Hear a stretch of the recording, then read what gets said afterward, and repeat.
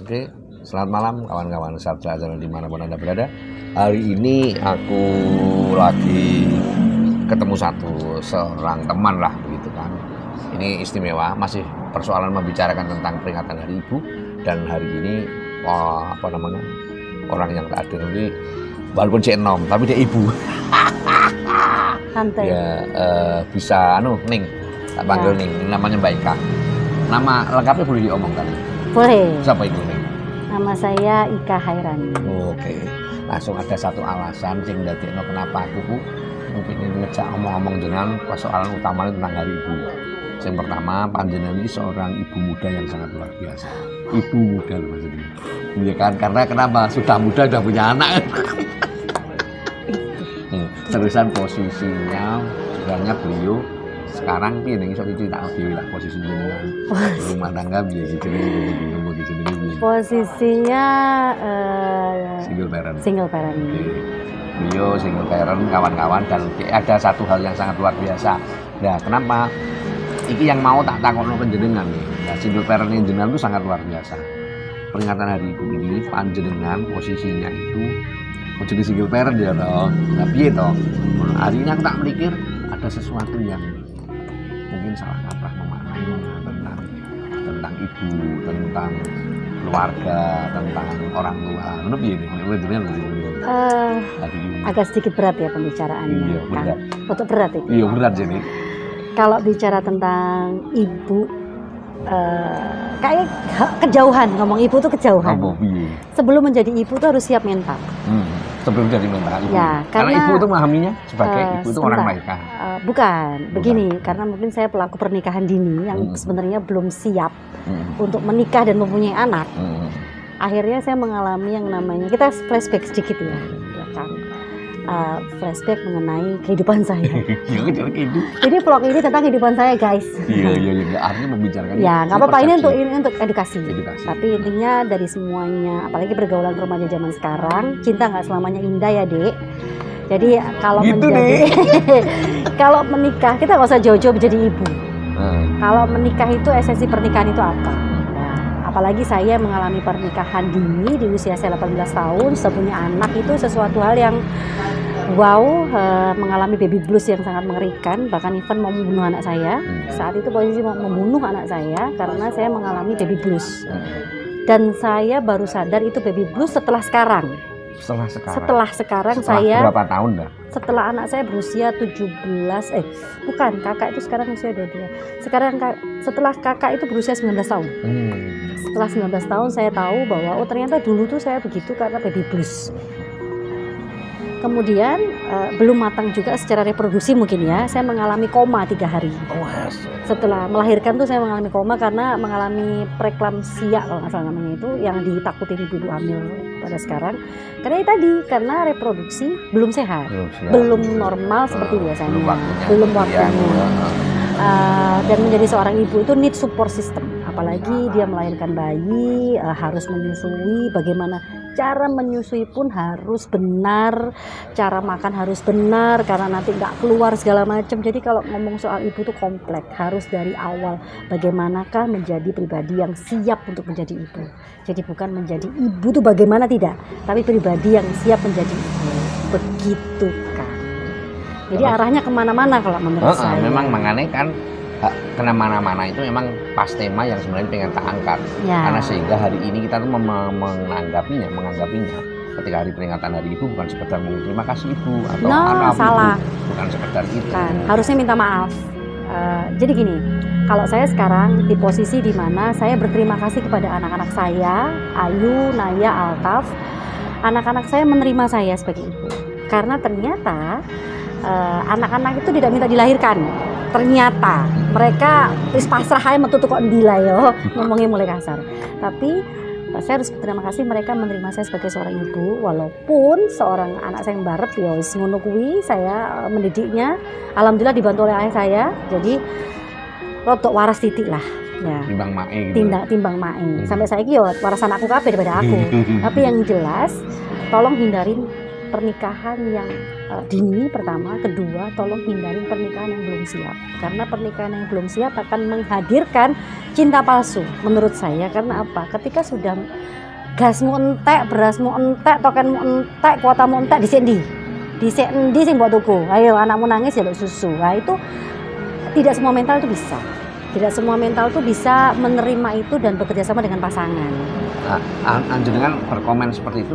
Ini komen seorang Mbak Ika sebagai mewakili ibu atau Mbak Ika sebagai mewakili sebagai anak? Komentar. Kalau komentar ini adalah di tengah-tengah, bingung lagi kan? Ya. Karena begini, kalau ngomong sebagai anak, aku juga kurang setuju dengan didikan ibu saya, karena ibu saya sangat zaman old. Jadi ibu saya itu berbeda dengan ayah saya. Ayah saya itu open, beliau demokratis, yang kamu lakukan itu tanggung jawab kamu.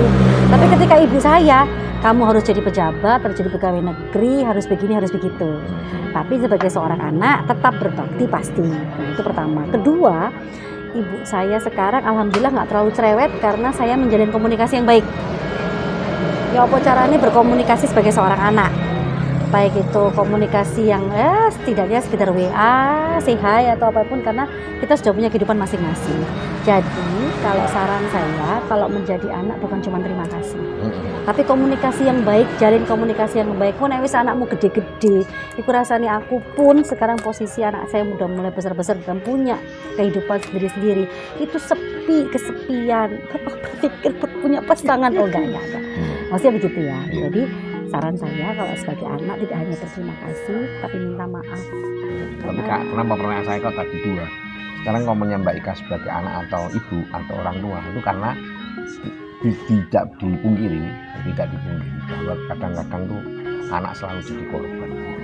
Walaupun begini posisi, kadang-kadang hari ini sepertinya di luar statement tuh anak yang harus berterima kasih, anak yang harus patuh dengan orang tua karena kalau enggak kamu akan dikutuk, menjadi durhaka dan macam-macam. Hidungnya panjang kayak Pinocchio segala macam. Makanya aku tidak ingin melihat itu, sehingga kesannya orang menjadi anak itu kemudian menjadi selalu salah, menjadi dosa. Iya.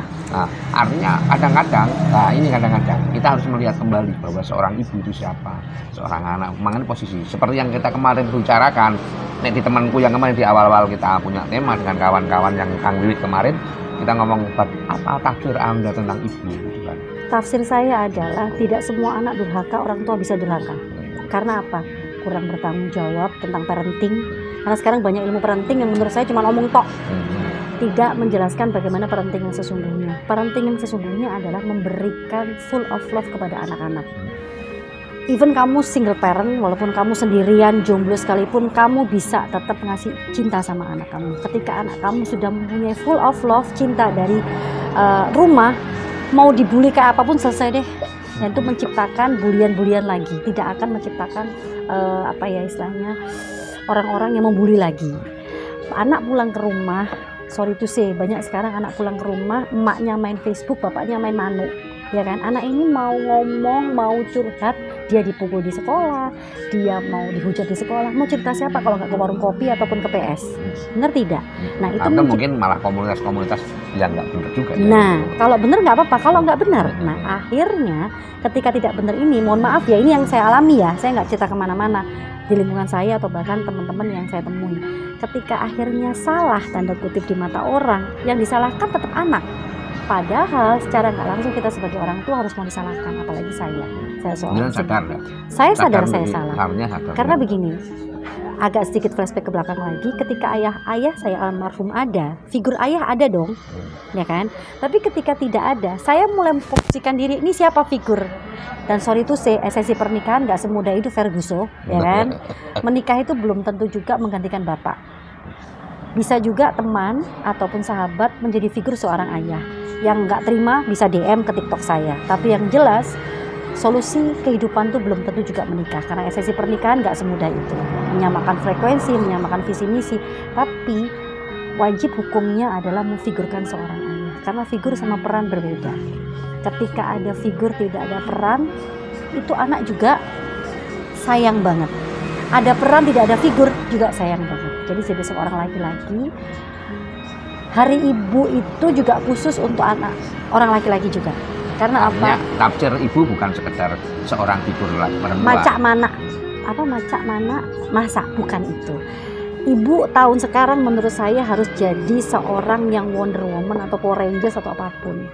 Yang setidaknya dia harus siap 24 jam. Karena memang anak kita kan 24 jam sama kita. 24/7 ngomongnya sekarang. Nah, kalau mau jadi ibu, lagi-lagi harus siap mental. Ketika mengalami baby blues, bagaimana lingkungannya menerima. Ketika mengalami hamil, bagaimana gizi yang dimakan. Ujung-ujungnya apa? Stunting lagi ya kan.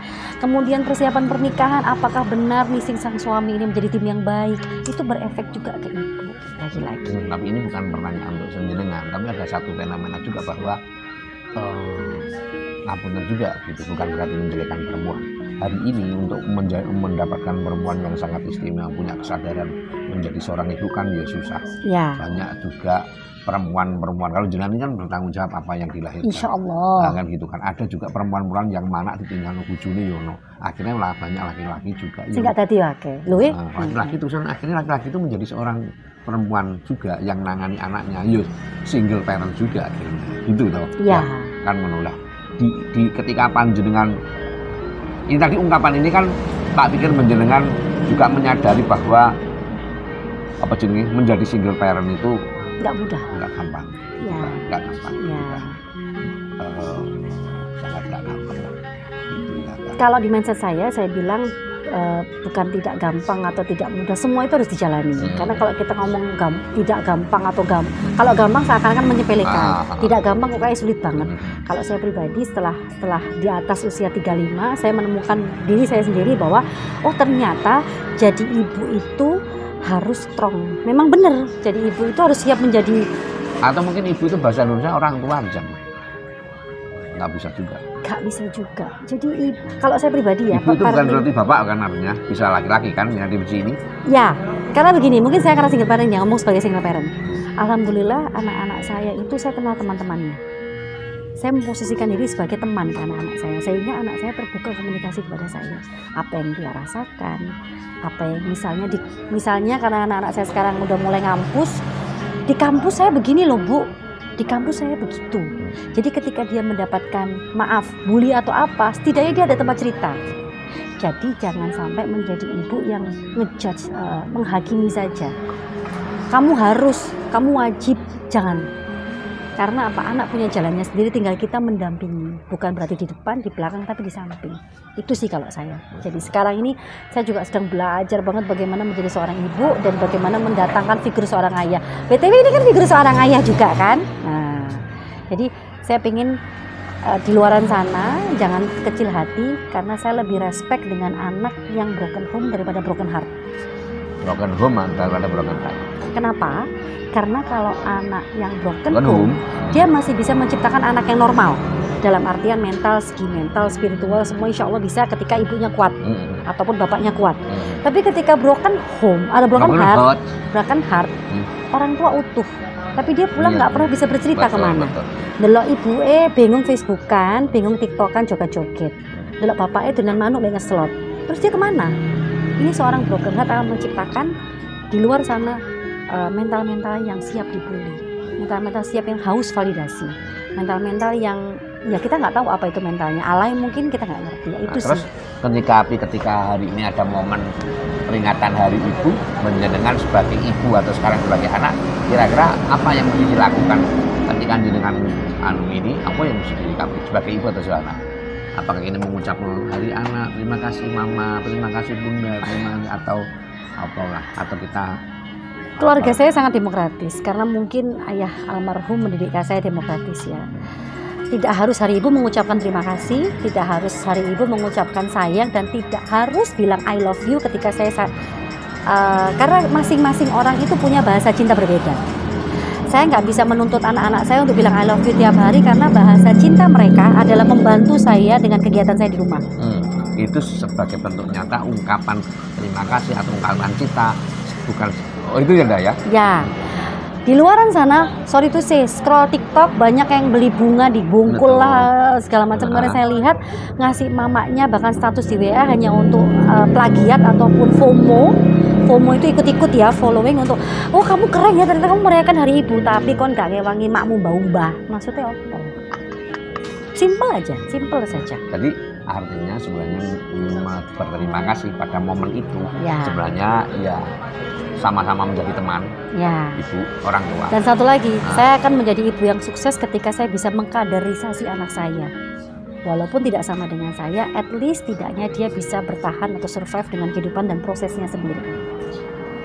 Dari pengalaman panjenengan yang dua persoalan, apa tadi persoalan kehidupan anggapan pernikahan ini, hal itu sampai jadi satu sing nggak mungkin harus terulang kembali kepada anak-anak itu. Ya. Sampean punya begitu pandangan. Ojo wis cukup selesai. Aku Ya, langsung ngalami. iya karena begini. Itu jadi trauma begitu atau apa? Ada sedikit skeptis ya, trauma atau apalah namanya ketika anak saya udah mulai tidak komunikasi sama saya atau bagaimana atau pacaran mungkin ya. Itu ada sedikit ketakutan pasti kita seorang ibu, saya manusia biasa, hanya rempahan rengginang ya guys. Jadi harus mengerti momen, tapi saya nggak mau menarik, kalau ajarannya Kang Semut kan menarik energi semesta untuk mengiyakan itu. Jadi saya memberikan batasan-batasan saja, selama itu masih di jalur dan itu selama masih dalam awasan saya, silahkan begitu. Hanya saja kemarin ini sedikit saya bahas. Aduh, sedih saya kemarin Kang Semut, saya tugas ke Bondowoso karena ada kenaikan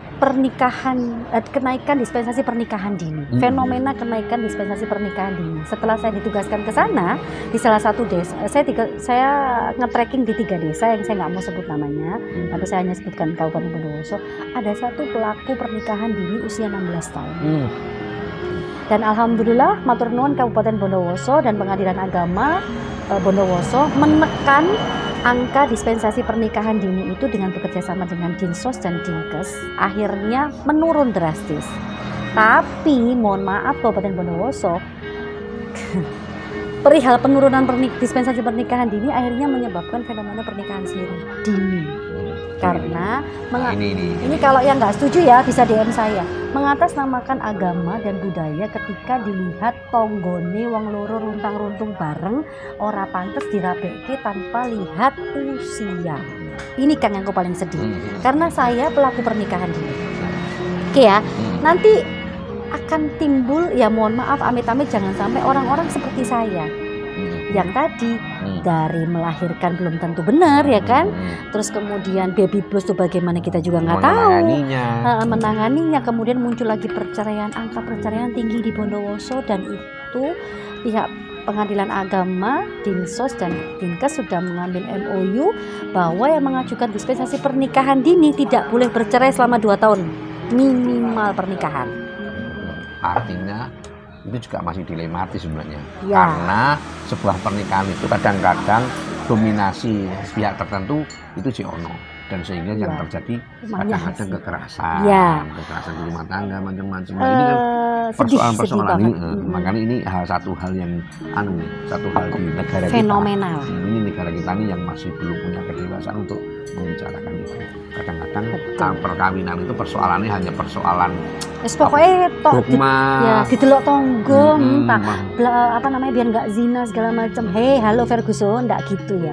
Karena tentang budaya dan agama jangan menjadikan alasan itu mengiyakan pernikahan yang belum siap jadi ibu. Dan gitu. Betul. Dan ini mungkin salah satunya hal yang perlu kita pertimbangkan banget, apa yang kita anggap bicarakan dengan Mbak Ika hari ini Ika itu karena beliau untung-untung seorang ibu yang punya kesadaran, kewawasan yang luar biasa. Kalau tidak, dia akan melahirkan seorang anak-anak yang tentunya dia akan punya trauma secara psikis yang sangat berbahaya. Sudah sebenarnya. Dan alhamdulillah sembuh. Oh my God, jadinya harus cerita ya. Sempat mengalami dan saya sempat hampir bunuh diri 2 kali. Untung katernya iku karatan, guys. Tapi enggak, intinya saya ada di sisi itu sudah. Saya di sisi dimana kenapa Tuhan memberikan ini semua kepada saya ketika usia saya yang harusnya saya hangout sama teman-teman saya, tapi saya harus nyusoni anak. Itu harus digarisbawahi. Oke guys, Ya, oke kan? teman-teman, kita iki mau gitu nek seandainya omongan gak ono batas sih. Wah, sok pedot memori. Ya kan, artinya mungkin mereka bukan lah, nanti kita sambung lagi maksudnya. Hari ini kita ngomong video itu dibatasi ya rek yo. Kejeron. Artinya menurut kita sepakat bersama-sama bahwa peringatan hari ibu, yang ibu itu ternyata tidak bisa dipandang bahwa dia laki-laki atau perempuan. Betul. Untuk sekarang. Terusan yang dibutuhkan memperingati hari ibu bukan sekedar mengucapkan ikut-ikutan, menovena, terima kasih. FOMO, tetapi apa nih? Tetapi sikap yang tadi, dibutuhkan. Sikap yang dibutuhkan. Tidak semua bahasa cinta itu sama. Ada diberikan ibu bi anak pada wae. Tidak ada justifikasi bahwa kalian harus durhaka, kamu ibu durhaka. Karena ternyata hari ini fenomena menjadi emak, menjadi anak itu skala kaprah gitu kan. Iya, bisa juga ibu itu durhaka, kita kan juga nggak tahu. Yang menilai kan Tuhan, bukan masyarakat. Oke. Halo. Oke. Jadi di luar sana juga jangan menjadikan anak-anak yang hari ini memang dilahirkan dengan tidak ya orang tua mereka, bapak atau ibu mereka tidak memberikan, tidak perlu takut kemudian Gak iso mangan, gak iso apa. tekan, enggak ya kan. Perlu kebijaksanaan. Harus siap jadi ibu beneran secara mental setidaknya. Jadi anak yang kudu siap juga jadi yang nyatanya. Akhirnya karena dogma ini luar biasa menekan anak-anak nggak bener jadi dosa sehingga kemudian hidupnya menjadi terpaksa. Akhirnya ya ada maling kundang berikutnya gitu kan. Untungnya aku nggak jadi maling kundang karena aku alhamdulillah akhirnya tahu ilmu ketika saya nggak tantrum, emak saya nggak tantrum. Dan ketika saya tantrum, emak saya tantrum. For information, saya sama ibu saya itu 1 kali 24 jam nggak bisa berduduk bersama. Karena bakal geger pasti, karena adu debat. Lagi-lagi saya kurang bisa mengerti bahasa cinta ibu saya. Ketika saya sudah tahu bahasa cinta ibu saya bisa menghadapi ibu saya. Tapi artinya aneh. Kamu kalau tak lihat nanti terjebak pada satu pandangan di timur bahwa apakah seorang ini mesti kudu dadi siji ngono lho. Apakah kita itu nggak benar-benar bisa lepas dari keluarga ngono enggak sih? Ya buktinya banyak yang masuk pondok pesantren juga kan lepas berarti itu. Benar tidak? Atau harus merantau jauh? Yang penting sih kalau menurut saya hubungan selaras itu komunikasi kan. Bagaimana kita berkomunikasi, ya kan? Setidaknya bagaimana bahasa cinta ibu antara anak sama ibu. Saya punya 3 anak. Berbeda bahasa cinta semua. Anak saya yang pertama ini modelnya adalah word of affirmation. Kalau kata Ibu Aisyah Dahlan begitu, selalu dikatakan kakak keren, kakak hebat, I love you kak, udah makan belum, seperti itu. Yang nomor 2 ini orangnya adalah act of service, ngeladeni, senangannya diladeni. Nomor 2 ini physical touch, nomor 3 ngeladeni yang cowok. Nomor 2 ini anak saya itu sangat-sangat physical touch. Jadi ketika dia sedih, dia apa, saya harus megang. Sabar ya Mbak. Sampai pemahaman itu jenengan menjadi seorang ibu harus duit juga. Harus, karena sebagai seorang ibu itu adalah kamus. Kita harus memperbanyak kamus. Saya pun belajar banget di Aisyah Dahlan, di vlog di YouTube-nya Ibu Aisyah Dahlan, matur nuwun sangat tentang parenting ini. Ketika kita sudah tahu bagaimana cara berkomunikasi kepada anak, nggak harus marah-marah tiap hari. Bagaimana kita komunikasi dengan anak laki-laki, bagaimana kita komunikasi dengan anak perempuan. Itu akan menjadi ibu yang aku nggak takut sama ibuku. Ketika ada apa-apa aku harus cerita sama ibuku. Jangan menjadikan ketika menyuruh, ini sedikit edukasi ya. Kalau nyuruh anak laki itu satu-satu perintahnya. Contoh, Dek nyapu, selesai di situ. Makasih Dek, hebat. Dek tolong buang sampah. Ketika sudah dilaksanakan buang sampah, hebat.